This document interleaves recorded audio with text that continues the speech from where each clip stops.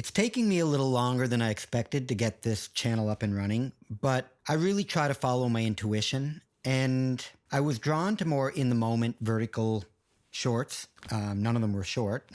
My concern was that I really did have this inner feeling of, like, who cares what I think? And does the internet need another guy out there giving advice and telling people what to believe? And when I said to myself, telling people what to believe, I kind of had a light bulb moment and realized this is not about believing anything. As a matter of fact, my channel is going to be the opposite of that. It's going to be about getting rid of programming, which is what we're going to talk about today, and limiting beliefs, and a lot of things that just don't serve you, but you think you believe it. You just never questioned it. You got it from your parents, or you got it from TV, or you got it from teachers, or you got it from who knows where. But it got in there somehow, and now you believe it, and you're making decisions based on it. I want to show you how a lot of those decisions are also based on this bias we have towards fear, because it served us so well for so long. 100,000 years ago, we did need a certain amount of fear, but we're much safer now. And that's a huge weakness that we have, that it is exploited by others. But more importantly, I'm going to talk a lot about how we actually ask for fear and anger all the time. So that's the kind of stuff I want to talk about. How can we live a better life? By understanding ourselves a little better. I really want to reach the people that need it the most. I feel like a lot of the things I talk about are immediately sort of put under the umbrella of spirituality, which really is just understanding yourself. So I don't take any issue with that term, but it also implies believing in something. In a lot of people's mind, spirituality means I have to believe something, and that's a huge friction point. So it's really important for me that this channel be something that you don't need any label to benefit from. I want to just dispense with the labels. I think we should be just doing that generally about everything. Let's stop having so many labels. Every time we label something, we identify it, we make it smaller, we control what it can be, and we make it less of what it really is. So that's what today's video is about. I want to look at expanding our consciousness in a very non-woo-woo way. First of all, evolution. I mean, we know we're more conscious than we used to be, so consciousness is going up. I mean, it's something that grows over time, so it does expand. And it's like anything else we have, it can be worked on and made better. But today I'm going to be talking about how you actually have very little control over your consciousness right now. And that might shock you, or you might be, yeah, I know.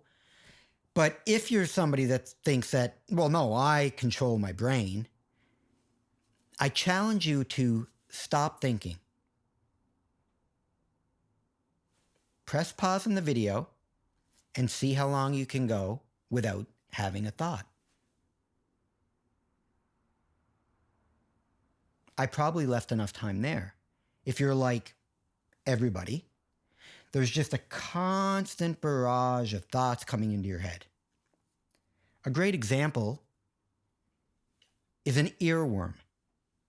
That song that just pops into your head and just plays on repeat over and over, even though you want it to stop, even though you're doing everything you can to make it stop. As a matter of fact, it's making it go even more.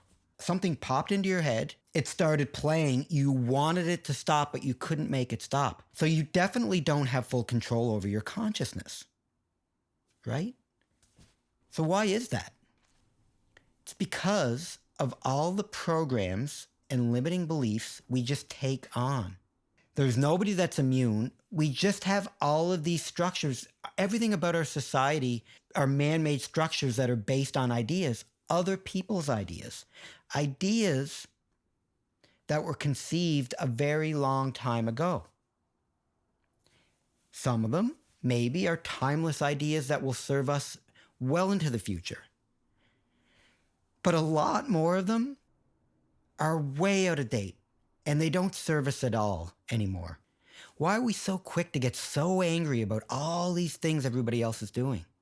Because something in us says that's wrong, or that will harm me, or that whatever.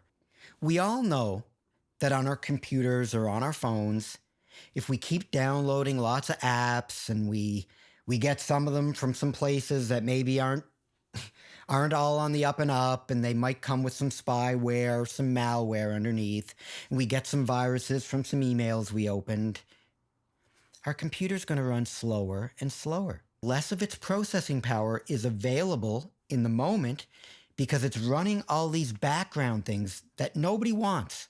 That's why when you run an antivirus program and it finds 4 background apps that were causing all those problems, your computer feels great again. And every time you let go of a limiting belief, it's the same thing for you. It frees up more of your processing power to be in the moment. And now is all we have. And when more of you gets in the now, it's hard to describe. It's more peaceful, but you just think with more clarity. And it sounds like I'm talking about intelligence.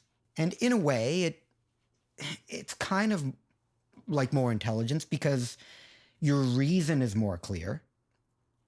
But I would describe it more as wisdom.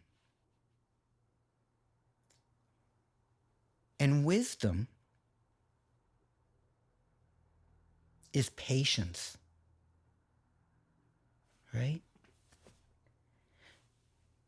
Wisdom is understanding that when you start seeing some of the things you do weren't really you, they weren't really from your heart, they came from outside sources and not fully understanding yourself.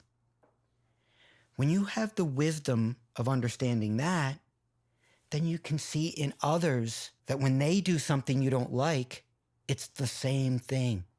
You can look at them and say, they just don't understand yet.